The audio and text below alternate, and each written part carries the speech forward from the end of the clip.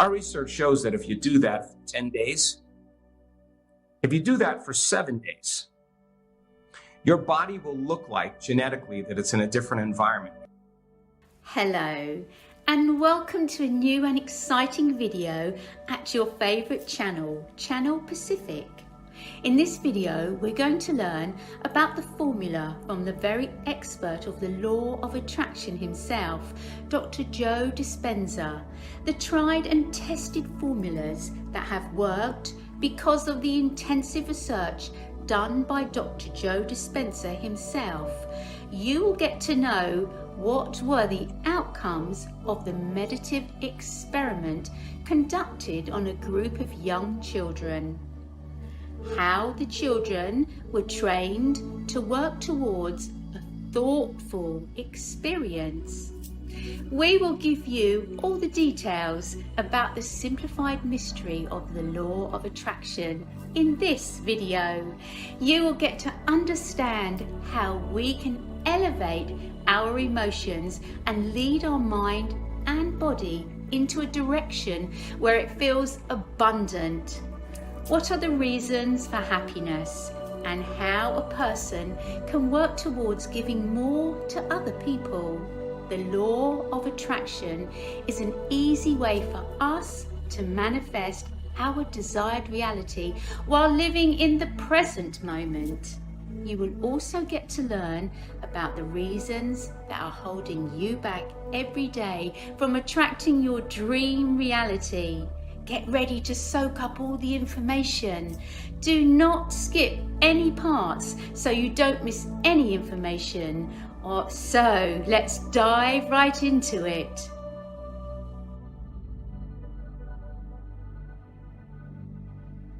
It's really simple. It's so fundamentally simple. So many people come to our work, right, for a change in their health, a change in their life, a change in their career. They've been through a dark night of the soul. Some come from mystical experiences. Some have had really brutal and horrifying pasts, you know? And they come because they're in lack of having something that they want. But as you continue in this journey, this inward journey, and you teach people how to connect to energy and to information, and learn a formula to create brain and heart coherence, a person starts, as a side effect, to feel more whole. And when you feel more whole, it's less likely you are in lack or you want something, because you feel like you have everything. How can you want when you feel whole? It's impossible.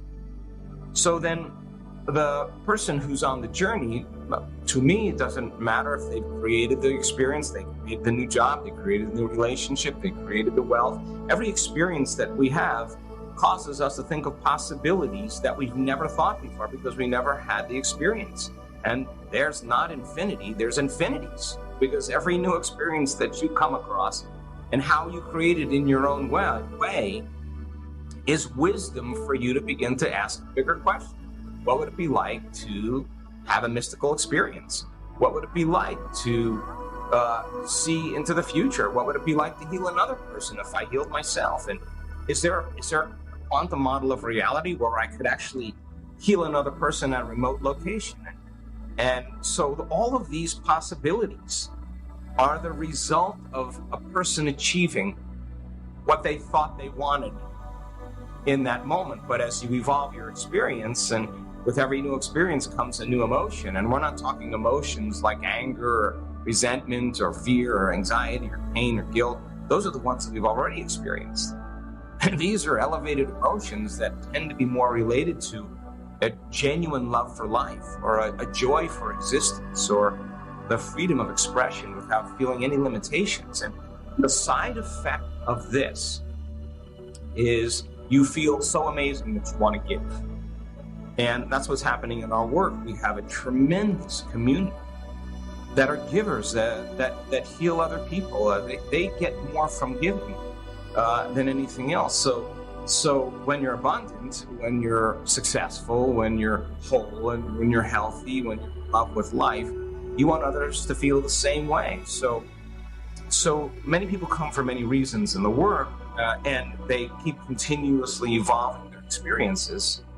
But really the side effect is that people all of a sudden want that feeling of wholeness, and we can actually measure what that looks like in the brain and the heart, and we've actually interviewed people who reach that moment of what we call relaxed and awake, that ecstasy, that bliss. They feel they feel like when it happens to them, it's not coming from anywhere outside of them; it's coming from within them. I think that's when the game changes a lot. So I think it's only equal to the questions that we ask, but we need the experience so that we can ask, if I've healed myself, can I heal another person? If I healed another person, do I have to be in the presence of them? Can I involve my model and my experience? And really the mystery is shortening the distance between the thought of what you want and the experience of having it, between cause and effect. And that would mean you would be exerting a greater effect on reality, and doing it in a way that where you don't have to do it by trying to force or control or manipulate outcomes, that somehow those experiences start coming to you.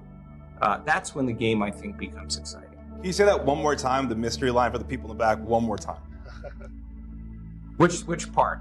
What's the sort of the mystery between, So the interest, my interest, if I am the creator of my life, I would want to practice getting so good at it that I could shorten the distance between the thought of what I wanted, or the thought of what I want, and the experience of having it, between cause and effect. And the interval between cause and effect is called time. So then when we shorten the time to create what we want, then we're mastering our effects or mastering our reality. And for me, that's one of the interests that I have. Amazing. Thank you. Yeah, Dr. Joe, this is truly amazing, remarkable. You mentioned a formula to improve brain function in 4 days. And I'm curious, is that same formula applicable to children? And how can it be applied to them? Do you have any thoughts on that? Now you know who the new dad is. Yes. That's a great question. We just got contacted by a major university in Australia, who now is interested in funding some projects on meditation for schools. And with our first study will be 1,000 children. Imagine that, ages of 5 to 12, I think. And in our week-long events that we do around the world, surprisingly, we have an incredible youth community. And so if we run an event for 1,500 or 1,600 people, it's not uncommon that we have between 70 and 100 kids under the age of 26 years old. And they are interested in learning these concepts, because if they learn them now, the rest of their life will be easy. So we do quantitative studies on 10-year-olds. We study their brains. And by the way, their parents are always worried about them, and these kids have no difficulty in doing exactly what we ask them to do. And so a coherent brain is a very, very clear intention. An incoherent brain is when you are distracted and can't pay attention. And so in the formula that we figured out, we see children that can do this so naturally, they can slip into that state much easier than adults. So absolutely, we're fast on the track with our youth community, and for me, it's a really important value, is that our youth are our future, and I want our youth to resolve present problems that are in the world from a greater level of consciousness than the consciousness that's created it, and we need to invest in our children. You got to stop practicing feeling those other feelings, because people wake up in the morning, the first thing they do is they think about the problems, and those problems are memories that are etched in their brain that are connected to certain people and objects at certain times and places. So the moment you remember your problems, you're remembering your past, and that means you're thinking in the past. And most people feel the feelings that are associated with those problems, and then their bodies pass, because thoughts are the language of the brain and feelings are the language of the body. It's the thought and the feeling, it's the memory and the emotion, it's the stimulus and response that conditions the body emotionally into the past. So you say to the person, get in touch with the feeling of what it would feel like if your future happened. And they say, I can't. And they can't, mostly because they're too busy feeling the same feelings. They have to step outside of their known self. And so, well, if we're living in stress and we're living in survival, and it's not a time to create, and the emotions of stress, and fear, and anxiety, and worry, and pain, and suffering, and guilt, and shame, and anger, and aggression, and competition, and hatred, and violence, and 70% of the time, people live in some emotional state that's derived from the hormones of stress.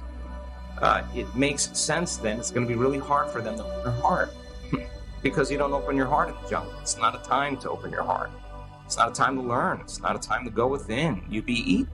It's a time to run, fight, and hide. And the vigilance and the arousal from the stress hormones causes us really to focus on our problems. And we literally use our problems as a reason to feel emotions, and we get conditioned. So breaking the conditioned response takes time. That's why we run these week-long events. And so if you taught a person to slow their breathing down and start working with their body to move it into the present moment, and then they took the time to feel the gratitude of the future event happening before it happened, feeling grateful before it happens. And you can train them to create that kind of level of order and coherence in their heart. If they keep practicing that, now their body is so objective that it doesn't know the difference between the real life experience that's creating that emotion and the emotion that they're actually creating by thought alone. Their body's believing it's living in a different environment. Now, our research shows that if you do that for 10 days, if you do that for 7 days, your body will look like genetically that it's in a different environment. You could be in a ballroom for 7 days and there's not a lot happening in the ballroom. So we got to stop feeling the feelings that we typically feel, that we practice so much, and we have to start conditioning our body to feel a different way. And those are different chemicals that we have to work on helping the body make and moving it out of survival to the present moment. And gratitude means something wonderful just happened to you. Gratitude means something amazing just happened to you or is happening to you. So its signature is the ultimate state of receiving. So teaching people to practice that on a regular basis and show them that they could actually create some type of change in the way their heart works. If they keep practicing, they'll get better at it. And that's exactly how we get better at it, is to practice. Yeah, my biggest takeaway is how simple you make these really complicated concepts, right? You talk about neuroscience and genetics and epigenetics, but the answer is to practice more gratitude and try and let go of the negative thoughts that impact your daily life. And it's a very simple practice for something that can be so complicated. Here's the truth. The truth is that you have to become conscious of your unconscious thoughts. You have to become aware of how you speak and how you act and those habits. And you got to know those feelings that bring you to a lower denominator in your life and catch yourself. This isn't about, oops, I thought the wrong thought. It's becoming so conscious of your unconscious self that you'd never go unconscious to any thought, behavior, or emotion. And that's how we change. How many times do we have to forget until we stop forgetting and we start remembering? That's called the moment of change. Thank you. Powerful stuff. I mean, so many great takeaways. I'm going to go back to the one from my question. I think investing in the youth and teaching them these things now so that they can vibrate at a higher level and be way more aware than this generation to be able to have the tools in their tool belt to solve some of the problems that were established by people that came before them, I think is very impactful and paramount. And obviously, another one that goes along with what Dr. Joe said is always be learning. Obviously, he's a student of everything that he teaches, and passing that on to the youth, the voracious reading and learning and being an expert in what you're in. Thank you so much for sharing time with us and all of these wonderful lessons. Thank you so much. God, thank you guys. We've had the world's most interesting man. Now we get the world's most interested man. Yes. It's an amazing honor to be that. Thank you for reconciling what we do say, think, believe, and now even feel emotionally. The incredible Dr. Joe Dispenza here. This woman has set a milestone for herself and her future generations. She has broken through all the bias, all the barriers and the boundaries that people held against her. With no one by her side and being an unmarried single mother, she proved to the world that her awakening was a certain truth. She believed in herself and her vision. She believed that it was bound to happen. She believed in the force within her, and she knew what she was working towards. Irrespective of the hurdles and the wrong turns in her path, she kept on going. She always found out the right direction to work in. She really